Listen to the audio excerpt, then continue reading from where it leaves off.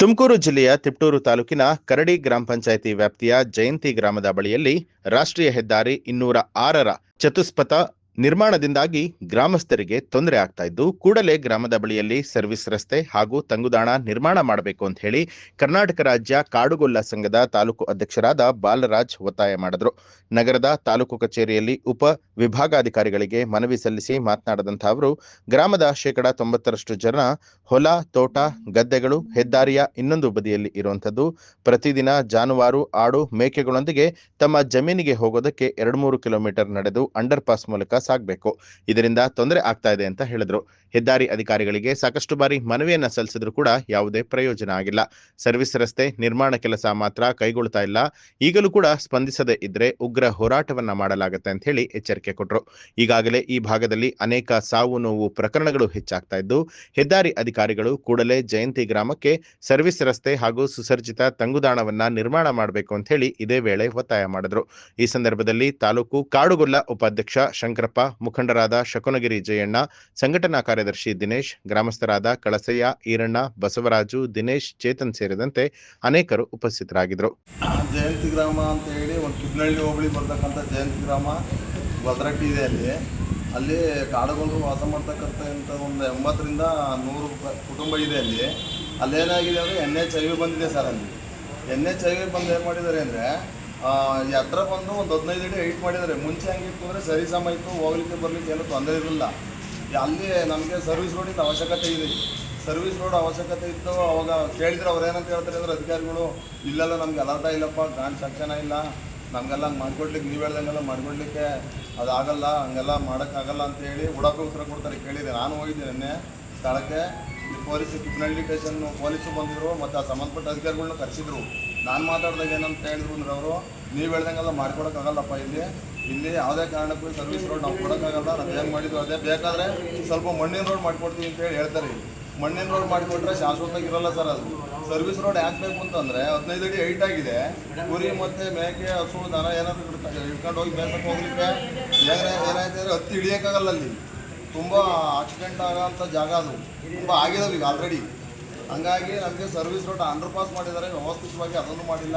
ನೀರು ಬಂದರೆ ಮಿನಿಮಮ್ 3ರಿಂದ 4 ತಿಂಗಳು ಅಂಡರ್ ಪಾಸ್ ಒಳಗಡೆ ನೀರು ನಿಂತ್ಕೊಳ್ಳುತ್ತೆ. ಅಷ್ಟ ತನಕ ನಾವು ಒಳಗಡೆಯಿಂದ ಪಾಸ್ ಆಗಲ್ಲ, ಈಚೆ ಕಡೆಯಿಂದ ಆ ಕಡೆಗೆ. ಆಮೇಲೆ ಅದಾಯಿತು ಸರ. ಅದಾದಮೇಲೆ ಸರ್ವಿಸ್ ರಸ್ತೆ 1-1.5 ಕಿಲೋಮೀಟ್ರ್ ಬೇಕಾಗಿದೆ. ಊರಿದೆ ಅಲ್ಲಿ ಸರ್ವಿಸ್ ರಸ್ತೆ, ಊರಿರೋ ಜಾಗದಲ್ಲಿ ಬೈಪಾಸ್ನವರು ಎಲ್ಲ ಊರಲ್ಲೂ ಮಾಡಿದ್ದಾರೆ ಸರ್, ನಾವು ನೋಡಿದ್ವಿ. ಇಲ್ಲಿ ಕೇಳಿದರೆ ಮಾಡಿಕೊಡೋಕ್ಕಾಗಲ್ಲ ನಿಮಗೆ, ಹಂಗೆಲ್ಲ ಆಗಲ್ಲ, ಹಾಗೆ ಹೀಗೆ ಅಂತೇಳಿ ಏನೋ ಹೇಳ್ತಾರೆ. ಅವರು ಉಡಾಪಿ ಉತ್ತರ ಕೊಡ್ತಾರೆ ಸರ್ ಅಧಿಕಾರಿಗಳು ಕೇಳಿದರೆ. ಹಂಗಾಗಿ ನಾವು ಇಲ್ಲಿ AC ಮೇಡಮ್ ಅವ್ರ ಹತ್ರ ಒಂದು ಮನವಿ ಕೊಡಲಿಕ್ಕೆ ಬಂದಿದ್ವಿ. ಇದಾದಮೇಲೆ DC ಅವ್ರ ತಕ್ಕ ಹೋಗ್ತೀವಿ. ಅಲ್ಲಿಂದ ನಾವು ಸಂಬಂಧಪಟ್ಟ ಅಧಿಕಾರಿಗಳು ಬೆಂಗಳೂರಿಗೆ ಹೋಗಿ ಮಿನಿಸ್ಟ್ರುಗಳು ಯಾರಿರ್ತಾರೆ ಅವ್ರಿಗೂ ಒಂದು ಮನವಿ ಕೊಡೋಂಥ ಪ್ರಯತ್ನ ಮಾಡ್ತೀವಿ.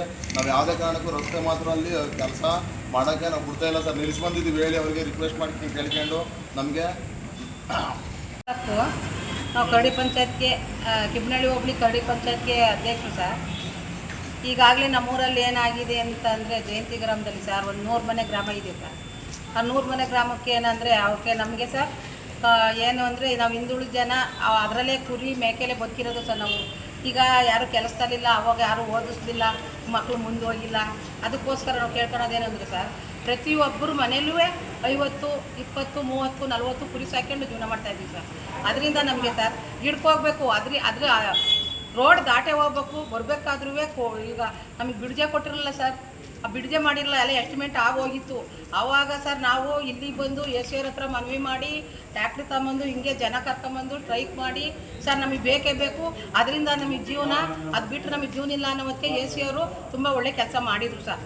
ಆಯಿತು ಅಂತ DC ಅವ್ರಿಗೆ ಹೇಳಿ ಮನವಿ ಕೊಟ್ಟು ನಮಗೂ ಎಸ್ಟಿಮೇಟ್ ಆಗಿದ್ದೂ ನಮಗೆ ಬ್ರಿಡ್ಜ್ ಮಾಡಿಸ್ಕೊಟ್ರು ಸರ್. ಸುಮಾರಾಗಿ ಒಂದು ಬ್ರಿಡ್ಜ್ ಮಾಡಿಕೊಟ್ರೆ ಇವತ್ತು ಅದರಲ್ಲಿ ಏನೋ ತುಂಬ ಜೀವನ ಮಾಡ್ತಿದ್ದೀವಿ ಕುರಿ ಮೇಕೆ. ಅದರಿಂದ ದಾಟಿ ಹೋಗ್ಬೇಕು, ಅದರಿಂದ ಬರಬೇಕು. ಇಲ್ಲಾಂದರೆ ಕೋಡಿಯಿಂದ 2 ಕಿಲೋಮೀಟ್ರ್ ಬಂದು ನಾವು ಊರಿಗೆ ಹೋಗ್ಬೇಕಿತ್ತು ಸರ್, ಜಯಂತಿ ಗ್ರಾಮಕ್ಕೆ. ಅದು ಮಾಡಿಕೊಟ್ರು. ಸರ್ವಿಸ್ ರಸ್ತೆಗೆ ನಾವು ಕೇಳಬೇಕಾದ್ರೆ ಸರ್, ಈಗ ನಾವು ಶಾಲೆ ಇದೆ, ಹುಡುಗರು ಸಾಯಂಕಾಲ ಬೆಳಗ್ಗೆ ಬರ್ತೇವೆ, ಸಂಜೆ ಮಧ್ಯಾಹ್ನ ಸ್ಕೂಲಲ್ಲಿ ಸ್ಕೂಲ್ಗೆ ಹೋಗ್ಬೇಕಾದ್ರೆ ಬಸ್ ಸ್ಟಾಪ್ ಇಲ್ಲ, ಬಸ್ ಸ್ಟಾಪ್ ಮಾಡಿಲ್ಲ. ಆಮೇಲೆ ಈ ಬಿಡ್ಜ್ ಹತ್ರ ಮಾಡ್ತೀವಿ ಅಂತ ಮಾಡಿದ್ರು ಸರ್, ಏನು ಅಲ್ಲಿ ಒಂದು ಹನಿ ಮಳೆ ಬಂದರೆ ಯಾರೂ ಓಡಾಡೋಕ್ಕೆ ಆಗಲ್ಲ. ಆ ಥರ ಅನನುಕೂಲ ಆಗಿದೆ. ಅದನ್ನು ಕ್ಲಿಯರ್ ಮಾಡಿಸಿ, ನೀರು ಆಚೆ ಓಡಿಸಿ ಅದು ಕ್ಲಿಯರ್ ಮಾಡಿ ಬೆಡ್ಡಿಂಗ್ ಹಾಕಿ ನಮಗೆ ಸರ್ವಿಸ್ ರೋಡ CC ರೋಡ್ ಮಾಡಿಕೊಡ್ಬೇಕು ಸರ್. ಇವಾಗ ಅಪ್ರೂವಲ್ ACR ಹೇಳಿದರೆ ನಾವು ಅವ್ರಿಗೆ ಒಪ್ಕೊಂತೀವಿ. ಇಲ್ಲ ಅಂತವ್ರಿಗೆ ಅದು ಸಂಬಂಧಪಟ್ಟ ಇಲಾಖೆಗೆ ಬೆಂಗಳೂರಿಗಾಗಲಿ ತುಮಕೂರಿಗಾಗಲಿ DC ಅವ್ರ ಹತ್ರ ನಾವು ಹೋಗಿ ಇವ್ರು ಆಗಲ್ಲ ಅಂದ್ರೆ ಮುಂದೆ ಹೋಗೋ ಚಾನ್ಸ್ ನಮಗಿದೆ ಸರ್. ನಾವು ಹೋರಾಟ ಮಾಡ್ತೀವಿ. ಅದಕ್ಕೆ ಇವ್ರು AC ಮೇಡಮ್ ಅವರು ತಹಸೀಲ್ದಾರರು ದಯವಿಟ್ಟು ಮನವಿ ಕೇಳ್ಕೊಳ್ಳೋಣ ಅಂತ ಬಂದಿವಿ. ಕಂಪ್ಲೀಟ್ ಮಾಡಿಕೊಡೋ ತನಕ ನೀವು ಕೆಲಸ ಮಾಡೋಂಗಿಲ್ಲ ಅಂತೀವಿ. ಅಲ್ಲೇ ಪೂರ್ಣ ಹೆಚ್ಚು ಕಮ್ಮಿ ಒಂದು 90% ಆಗೋಗಿದೆ ಸರ್. ಇನ್ನೊಂದು 10 ದಿವಸ ಮಾಡಿದರೆ ಪೂರ್ತಿ ಮುಗಿದೋಗುತ್ತೆ ಅಲ್ಲಿ ಕೆಲಸ. ಅವ್ರು ಹೋಗ್ತಾರೆ, ನಾವು ಯಾರನ್ನ ಕೇಳ್ಕೊಬೇಕು ಅಂತೇಳಿ. ನಾವು ಯಾರನ್ನ ಕೇಳಿದ್ರೆ ಇಲ್ಲಿ ಯಾರೂ ರೆಸ್ಪಾನ್ಸ್ ಮಾಡಲ್ಲ ಸರ್. ಲೋಕಲ್ನಲ್ಲಿ ಬಂದರು ಕಾಂಟ್ರಾಕ್ಟ್ಗಳು. ಹಂಗಾಗಿದೆ ನಮ್ಮ ಸಮಸ್ಯೆ ಮೇಲೆ ಒಂದು ಬಸ್ ಸ್ಟಾಪ್ ಒಂದು ಮಾಡಿಕೊಟ್ಟಲ್ಲ ಸರ್. ಅದು ಪೂರಕ್ಕೆ ಏನು ಜಾಗನೂ ಇಲ್ಲ, ಏನೂ ಇಲ್ಲ. ತಾವುಗಳು ಬಂದೊಂದು ಸಲ ಬಂದು ನೋಡಿ, ನೀವು ಒಂದು ನಿಮ್ಮ ಕಡೆಯಿಂದಲೂ ಒಂದು ನ್ಯಾಯ ಸಿಗಬೇಕು ಅಂತೇಳಿ ನಾವು ಕೇಳ್ಕೊಂತೀವಿ ಈ ಸಂದರ್ಭದಲ್ಲಿ. ನ್ಯೂಸ್ ಅಲರ್ಟ್, ನಿಮ್ಮಿಂದ ನಿಮಗಾಗಿ.